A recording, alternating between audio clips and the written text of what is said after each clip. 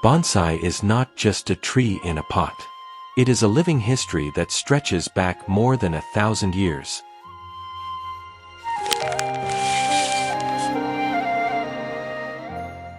Born as penjing in the landscapes of ancient China, refined in the Zen temples of Japan, and carried across oceans to become a global art, bonsai is the story of humanity's relationship with nature, time, and patience.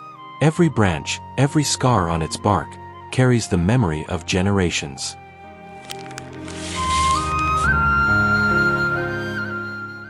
Today, when you look at a bonsai, you are not simply looking at a miniature tree, you are looking at a living philosophy.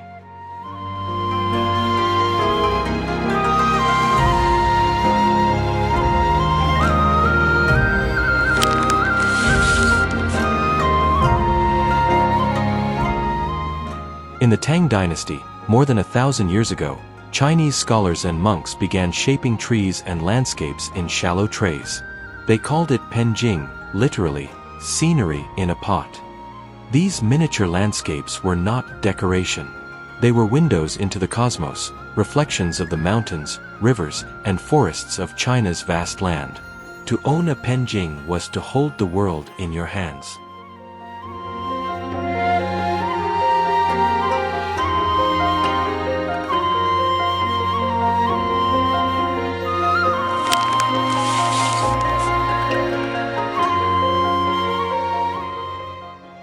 Penjing was deeply rooted in Taoist philosophy.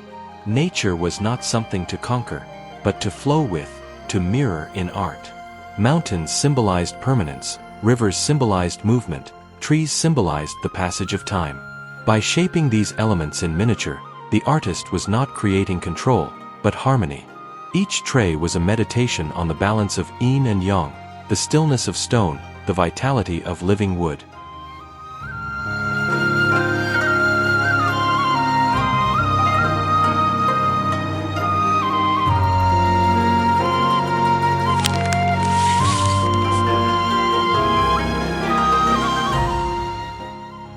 Early penjing often combined twisted pines with rocks, moss, and water features. The aim was not symmetry, but atmosphere, what the Chinese called qi yun shangdong, the spirit that gives life. Some penjing evoked mountain cliffs, others flowing valleys, all telling stories beyond their scale. Unlike modern bonsai, early penjing could be wild, even chaotic, because life itself was not meant to be tamed.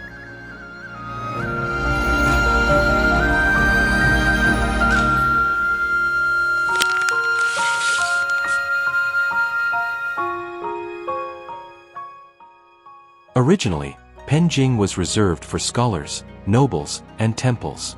Owning one was a sign of refinement and spiritual cultivation. Over centuries, however, the art trickled into common households and public gardens. By the Song and Ming dynasties, penjing was no longer a private meditation, it was part of the cultural fabric, shared and admired by the wider society.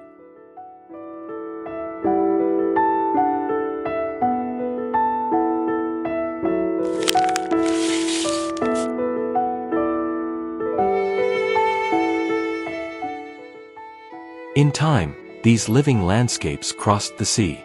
Traders, monks, and diplomats carried penjing to Japan.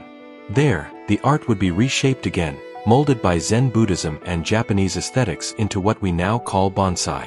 But before bonsai, there was penjing, and it remains the root from which the entire tradition grows.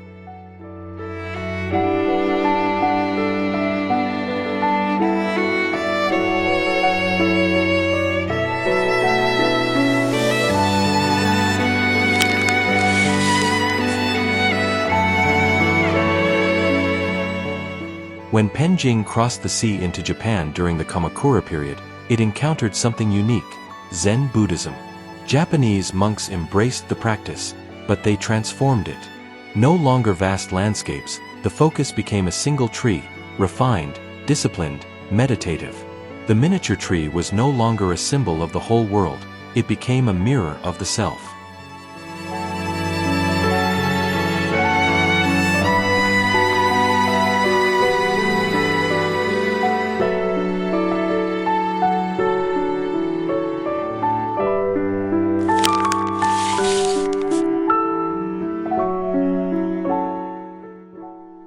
Zen aesthetics reshaped the art. In Japan, beauty was not found in perfection but in imperfection, not in excess but in restraint.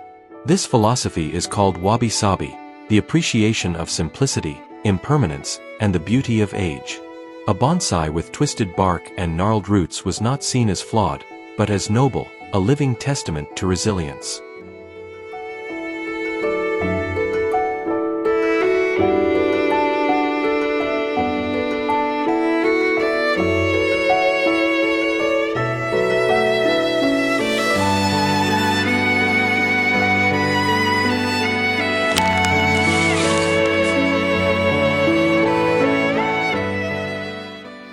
During the Edo period, bonsai left the temples and entered common households.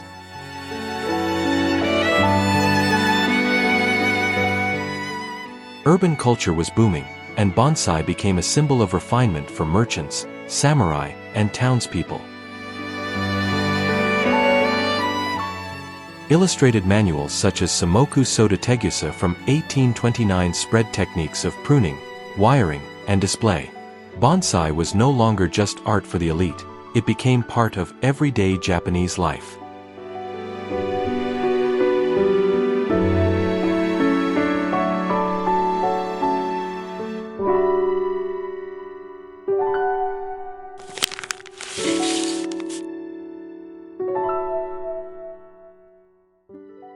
In the Meiji era, Japan opened its doors to the world. Bonsai was displayed at international expositions in Paris and London. Western visitors were fascinated by these living sculptures, so different from their own gardens. Bonsai became a cultural ambassador, showing the world Japan's blend of nature, art, and philosophy. By the 20th century, bonsai had traveled far beyond its island home.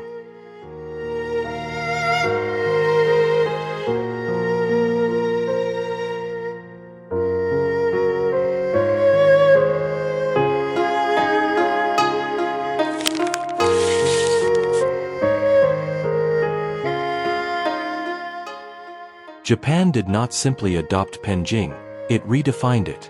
The Japanese bonsai emphasized restraint, balance, and harmony, shaping trees into meditations on life itself. Today, when we say bonsai, we often mean the Japanese tradition, but behind each tree lies the combined history of China's landscapes and Japan's Zen simplicity.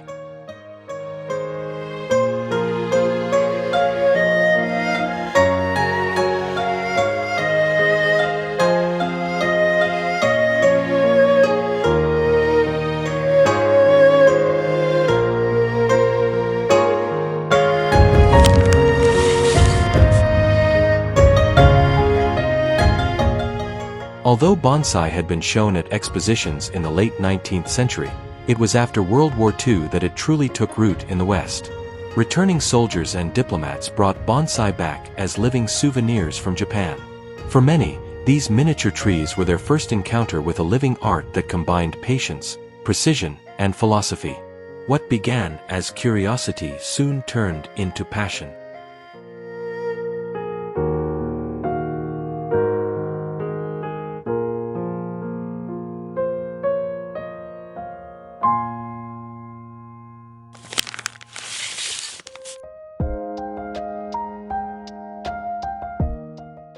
In the 1960s and 70s, Japanese masters like Saburo Kato, Yuji Yoshimura, and John Naka, Japanese-American, became ambassadors of bonsai.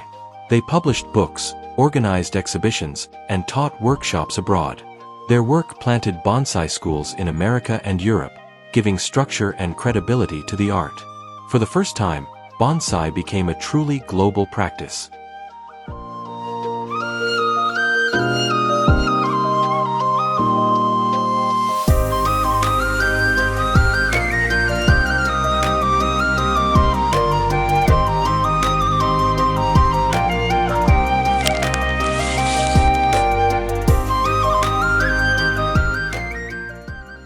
By the 1980s, bonsai appeared in films, books, and even children's shows.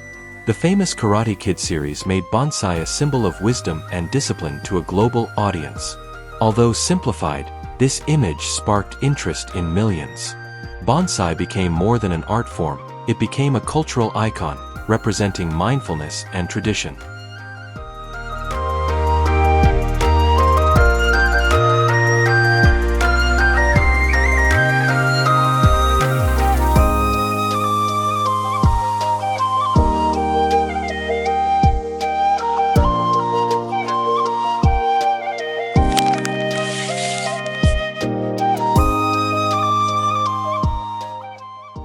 Today, bonsai is no longer confined to Japan.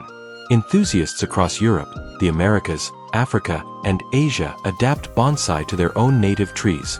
Pines in California, olives in Spain, acacias in Africa. International conventions draw thousands of practitioners. Bonsai has become not just Japanese heritage, but a shared global language of nature and art.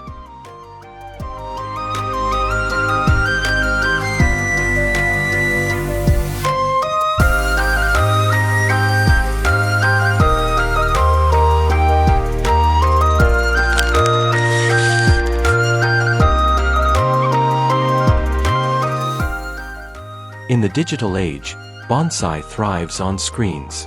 Social media spreads techniques instantly, while virtual exhibitions connect artists across continents. Yet, beyond the likes and shares, bonsai carries the same timeless message: patience, humility, and respect for nature. In a world obsessed with speed, bonsai reminds us that true beauty takes time.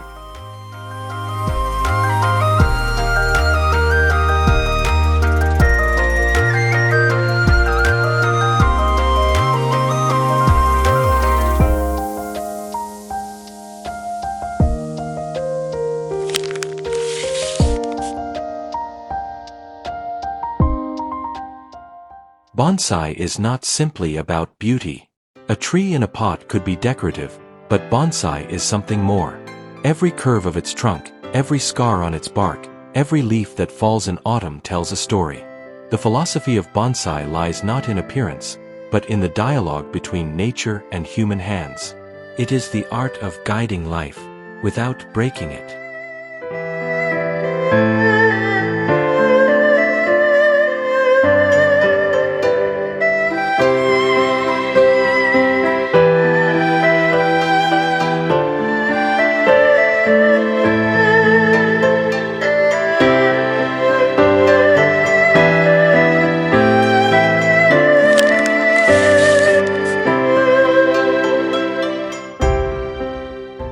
At the heart of bonsai lies the Japanese concept of wabi-sabi, the acceptance of impermanence and imperfection. A broken branch, a hollow trunk, a withered root, these are not flaws, but truths of existence. In bonsai, we learn that beauty is not eternal youth, but graceful aging. Every wrinkle of bark is time carved into wood.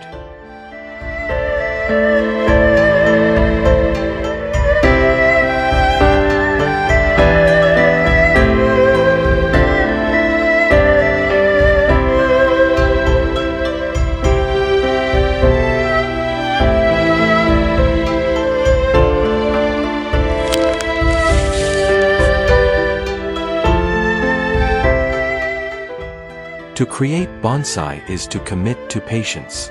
Years, decades, sometimes even centuries of care. A bonsai is never finished, it is always becoming. For the artist, this demands discipline, humility, and the ability to let go of control.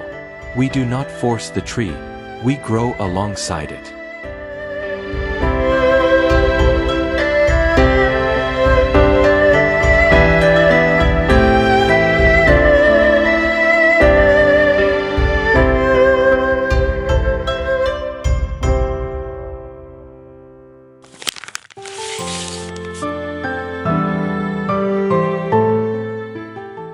Bonsai is a mirror. In its seasons we see our own.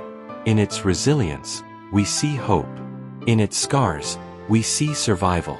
Bonsai teaches us that life is fragile, but also enduring. That to live beautifully is not to escape hardship, but to embrace it with grace.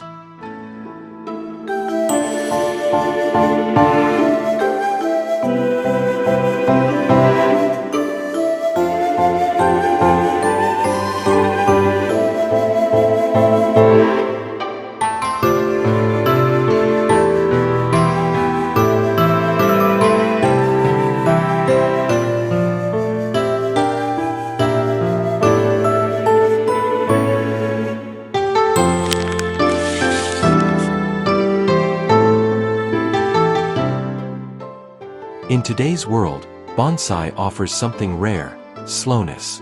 In an age of speed and distraction, it asks us to pause, to breathe, to nurture. Bonsai is not just a tree in a pot. It is a practice of mindfulness, a philosophy of living with nature, and a quiet reminder of our place within time.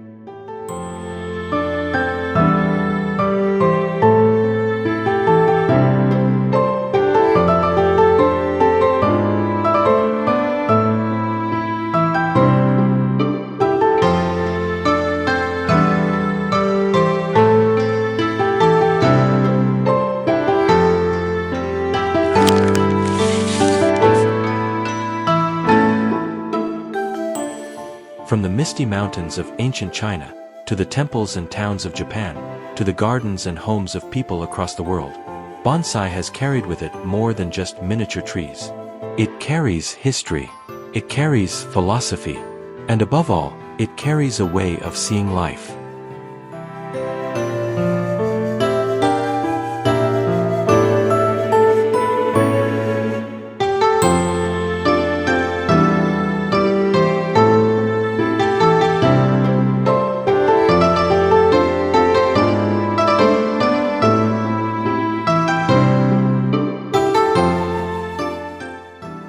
Each bonsai is a reminder that beauty is not instant.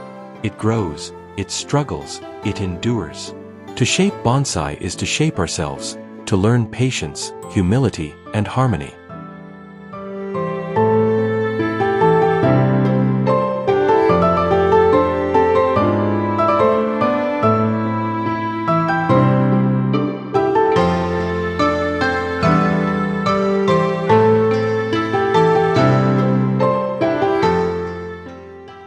Today, bonsai is no longer confined by borders.